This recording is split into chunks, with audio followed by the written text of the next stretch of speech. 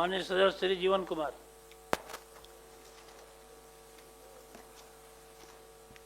माननीय महोदय, हमारा प्रश्न है कि बिहार विद्यालय विशिष्ट शिक्षक नियमावली 2023 के कांडिका 8 के 8.1 विशिष्ट शिक्षकों को स्थानीय निकाय नियमावली 2020 के तहत पूर्ण वेतन संरक्षण देने का प्रावधान है और विभाग से इसका आंसर सकारात्मक आया है, लेकिन अभी तक ये काम हो नहीं पा रहा पूर्ण तरीके से। दूसरा हमारा प्रश्न है कि 8 वर्षों में जो कालबद्ध प्रोन्नति का स्कीम आया है उसका भी पूर्णतः लाभ नहीं मिल पा रहा है हमारे शिक्षकों को। हमारा ये मांग है सरकार से माननीय महोदय कि एक तो हमारे जो विशिष्ट शिक्षक हैं, बहुत सारे शिक्षक ऐसे हैं जो रिटायर होने वाले हैं, 1 साल 2 साल 3 साल, किसी का 4 साल बचा हुआ है, रिटायरमेंट के स्टेज पे आ गए, उनको कोई लाभ नहीं मिल रहा है, ना ही उनको कोई पेंशन का लाभ मिल रहा है, ना ही उनको कोई मेडिकल का लाभ मिल रहा है, ना ही उनका कोई ग्रेचुटी का लाभ मिल रहा है। एनपीएस स्कीम में भी वो नहीं आ सकते हैं इसलिए कि समय कम बचा है। हमारा सरकार से मांग है कि उनको ऐसी स्थिति में लाया जाए ताकि उनके आने वाले समय में उनके परिवार का भरण पोषण हो सके। जब इतनी सारी लाभ उनको नहीं मिल रही है तो मैं सरकार से अनुरोध करूंगा कि उनकी पूर्व की सेवा का गणना कर प्रोन्नति का लाभ प्रदान किया जाए और उसके उपरांत जो है ग्रेचुटी, पेंशन या मेडिकल सुविधा जो अन्य शिक्षकों को प्रदान करने का नया स्कीम आया है तो उनको भी कोई ऐसा रास्ता निकाला जाए ताकि उनका भी आगे का जीवन सुगम हो।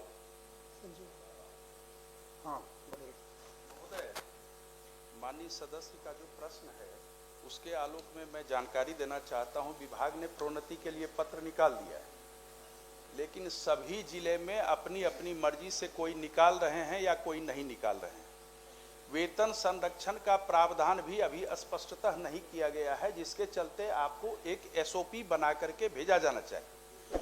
दूसरी बात, प्रोन्नति का उत्तर में विभाग ने स्वीकार किया है, माननीय मंत्री महोदय ने ये किया है, क्योंकि 8 वर्षों में प्रोन्नति दी जाएगी। लेकिन महोदय, जिनकी सेवा 16 वर्ष हो गई उनको तो अतिरिक्त आर्थिक लाभ देना चाहिए। विश्वविद्यालयों में अतिरिक्त वार्षिक वेतन वृद्धि दी जाती है, तो 8 वर्ष पर आपने प्रोन्नति दिया। कोई 16 साल से नौकरी कर रहे हैं, शिक्षण कार्य कर रहे हैं, और मुख्यमंत्री ने उनको एक बड़ा निर्णय लेकर के राज्यकर्मी का दर्जा दिया, विशिष्ट शिक्षक के रूप में, विद्यालय अध्यापक के रूप में। तो इस तरह का पत्र विभाग द्वारा एक जनरल निकलना चाहिए जो माननीय सदस्य कह रहे हैं, ताकि प्रोन्नति का लाभ जल्द से जल्द मिले। अन्यथा वो सेवानिवृत्त हो जाएंगे तो कितने दिन तक वो दौड़ेंगे वहां कार्यालय, इसका कोई लेखा जोखा नहीं है। इसीलिए उसको धरातल पर लाने के लिए मंत्री महोदय पत्र यहां से जाना चाहिए। 1 मिनट प्रोफेसर। अब इस बिहार के जो हमारे नियोजित शिक्षक थे, या तो विद्यालय अध्यापक बन गए या विशिष्ट शिक्षक के रूप में सबों को राज्यकर्मी का दर्जा मिल गया। हम समझते हैं यह जो माननीय जीवन कुमार जी का प्रश्न है कि आम शिक्षकों को प्रोन्नति का लाभ मिले और इस राज्य के सभी सेवा संवर्ग के कर्मियों को पूरे सेवा काल में 3 प्रोन्नति का लाभ मिलता है। वह पद की प्रोन्नति नहीं है बल्कि वह वित्तीय उन्नयन है 10, 20, 30। और इस पर बातें भी कई बार विभाग के अधिकारियों से भी हुई थी, और चूंकि इस राज्य के सभी कर्मियों को यह पूरे सेवा काल में 3 प्रोन्नति का लाभ मिलता है, तो अब इस बिहार के सारे शिक्षक हमारे राज्यकर्मी का दर्जा पा लिए हैं। तो जो इस राज्य के सभी कर्मियों के ऊपर प्रभावी है वह 3 प्रोन्नति का लाभ पूरे सेवा काल में इन शिक्षकों को भी मिले, यह भी हम इस प्रश्न के माध्यम, इसका मूल आधार यही है प्रश्न। सभापति महोदय,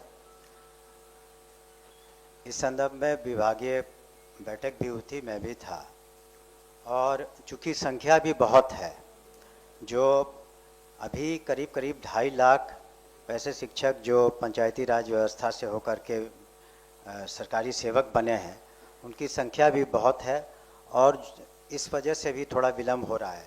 लेकिन माननीय सदस्यों का ये चिंता कि उनको जो वित्तीय लाभ मिलना चाहिए वो हम लोग उसको देंगे, और साथ ही साथ वैसे विशिष्ट शिक्षकों को ये भी बताना चाहेंगे कि जो प्रधान शिक्षक, प्रधान अध्यापक की जो प्रोन्नति हो के भी सर्टेन परसेंटेज उसमें भी उनका क्लेम बनता है, वो भी हम लोग देंगे। उसमें वक्त ज़रूर लग रहा है इसलिए कि संख्या बहुत अधिक है, और उनका जो रिकॉर्ड एक गवर्नमेंट सर्वेंट का जिस तरीके से रिकॉर्ड का संधारण होता है, उस तरह से उनका रिकॉर्ड का संधारण नहीं है।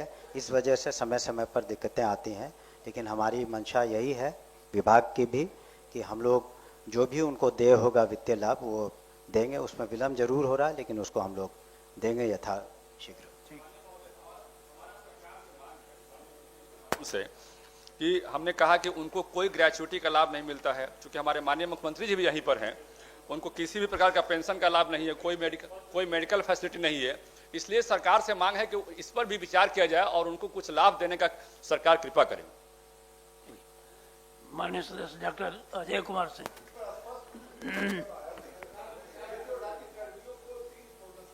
पूरे राज्य के राज्यकर्मियों को मिलता है। हम वही बात कर रहे हैं कि इसके पत्र जारी होना चाहिए कि वित्तीय उन्नयन का लाभ इन राज्यकर्मी हुए शिक्षकों को भी मिलेगा। यह तो बात बतानी चाहिए। चलिए ठीक है। डॉक्टर अजय कुमार सिंह। जी, उत्तर प्राप्त है। उत्तर में इन्होंने माना है कि बिहार के स्कूलों में अंशकालिक शारीरिक शिक्षकों की नियुक्ति आरटी 2009 के तहत पात्रता परीक्षा के आधार पर हुई। मैंने जो उत्तर में मूल बात कही थी, मैंने जो मांगा था, प्रश्न किया था कि अगर उपयुक्त खंडों के उत्तर स्वीकारात्मक हैं तो क्या सरकार नई शिक्षा नीति और शारीरिक शिक्षा की महत्ता को देखते हुए राज्य के सभी स्कूलों में शारीरिक शिक्षा अनुदेशक या शारीरिक शिक्षक की पूर्णकालीन नियुक्ति का विचार रखती है? यदि हाँ तो कब तक? तो उत्तर में महोदय स्पष्ट नहीं है कि ये नियुक्ति का विचार रखते हैं। इन्होंने उत्तर में लिखा है कि प्राथमिक विद्यालय से लेकर 10+2 विद्यालय तक शारीरिक शिक्षा शिक्षकों की नियुक्ति किया जाना है, जिसका मापदंड निर्धारित है। वर्ष 2022-23 से केंद्रीय माध्यमिक शिक्षा बोर्ड ने अपने नीतियों को राष्ट्रीय शिक्षा नीति 2020 और नई पाठ्यक्रम रूपरेखा जोड़ा गया है और जिसमें शारीरिक और स्वास्थ्य शिक्षक पर जोर दिया गया है। इसमें विभाग के उत्तर में कहीं स्पष्ट नहीं कि ये नियुक्तियां कब तक होंगी या विभाग नियुक्ति करना चाहती है कि नहीं। तो माननीय मंत्री जी से मेरा अनुरोध होगा। सभापति महोदय, चाहे शारीरिक शिक्षक हों चाहे म्यूजिक टीचर हों, उन पर भी न्यू एजुकेशन पॉलिसी और में बहुत कहा गया है, लेकिन अभी व्यवस्था ये है तत्काल कि बहुत से ऐसे सब्जेक्ट्स हैं, मैथ्स, फिजिक्स इत्यादि, जिसमें उपयुक्त और उस लायक टीचर्स कम मिले हैं। तो TRE 4 वगैरह में हम लोग जो पठन पाठन की व्यवस्था है उसको सुचारू रूप से चलने दें और अगले फेज़ में जब हम लोग इसको करेंगे तो अभी तत्काल जो सब्जेक्ट वाइज हम लोग जो टीचर्स की कमी है उस पर ज़्यादा विशेष ध्यान दे रहे हैं। ऐसी नहीं कि हमारी कोई नियत नहीं है, ना नीति है कि हम लोग नहीं लेंगे, लेकिन आवश्यकता अनुसार जब ये रिक्तियाँ पूरी हो जाएंगी और ये आवश्यकताएँ पूरी हो जाएंगी तब उस पर हम लोग निश्चित रूप से विचार करेंगे। ये हम लोग के संज्ञान में है। म्यूज़िक टीचर्स की भी कमी है जो शारीरिक शिक्षकों के अलावे। माननीय सभापति महोदय, ये बड़ा महत्वपूर्ण विषय है शारीरिक शिक्षा, तो इसको अन्य विषयों से कमजोर करके आंकना हमें लगता है कि बच्चों के लिए उपयुक्त नहीं होगा और इस पर माननीय मंत्री जी इसको संज्ञान में लेते हुए प्राथमिकता के आधार पर इसको रखें। ठीक। माननीय सदस्य श्री महेश्वर सिंह। संजीव कुमार से पूछ ऑथराइज किया। महोदय, उत्तर आया है। हाँ, लिख के दिया महोदय, लिख करके दिए होंगे, इसीलिए आसन से कहा जा रहा है। महोदय, उत्तर आ चुका है और उत्तर में खंड क में सही कहा गया है कि उन पर संचयी प्रभाव के बिना एक वेतन वृद्धि अवरुद्ध की गई है, लेकिन खंड 2 का जो उत्तर है ये भ्रामक है, ये अस्पष्ट है। इसमें असूली के लिए कहा गया है, रिकवरी एक्ट भी होता है, अगर लोक धन का दुरुपयोग हुआ, कोई वित्तीय अनियमितता हुई तो उसकी रिकवरी के लिए विभाग ने क्या किया, ये तो आना चाहिए मंत्री महोदय। सभापति महोदय, उसमें जिक्र नहीं है, लेकिन ये प्रक्रिया है, इसको हम लोग सुनिश्चित करा लेंगे, वो रिकवरी होगी। ठीक। माननीय सदस्य श्री अशोक कुमार। महोदय, जवाब मिला है, संतोषजनक नहीं है महोदय। बोलिए, पूछिए, प्रश्न पूछिए। महोदय, जो जवाब मिला है कि अनुपात के हिसाब से शिक्षक का नियुक्ति किया गया है विद्यालय में, उत्कर्मिक मध्य विद्यालय सहजपुरा नारदीगंज में महोदय, जो मानक के हिसाब से जो शिक्षक का होना चाहिए विद्यालय में महोदय, उस हिसाब से नहीं है महोदय। और इसी विद्यालय में नहीं महोदय, नवादा जिला में कई मध्य विद्यालय या हाई स्कूल है जहाँ शिक्षकों का बच्चों का संख्या बहुत ज़्यादा है महोदय, लेकिन शिक्षक उस हिसाब से है नहीं। इसी विद्यालय में महोदय एक पहला तीसरा क्लास का चौथा क्लास का बच्चा को एक ही विद्यालय में पढ़ाया जाता है। ये मध्य विद्यालय महोदय, इसमें एक कक्षा 1 से 8 तक के बच्चों को पढ़ाई होता है, मात्र 5 शिक्षक वहाँ नियुक्त है महोदय। तो एक अनुपात शिक्षा विभाग के द्वारा होना चाहिए महोदय, खास करके हम लोग के जिला में इसका सर्वे करा लिया जाए, जहाँ शिक्षक कम है, बच्चा ज़्यादा है, वहाँ उस हिसाब से शिक्षकों का नियुक्ति व्यवस्था किया जाए महोदय।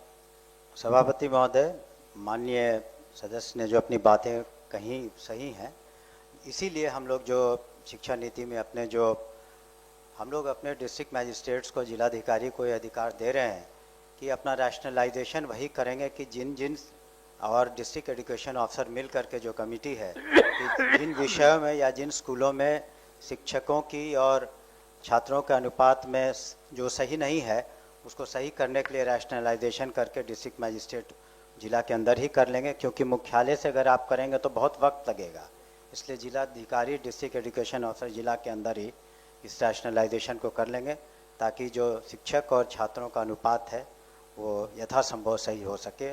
और TRE 4 का भी जो हम लोग कर रहे हैं कार्रवाई, उसमें भी शिक्षक आएंगे तो ये समस्या और अधिक दूर तक इसका समाधान निकल पाएगा।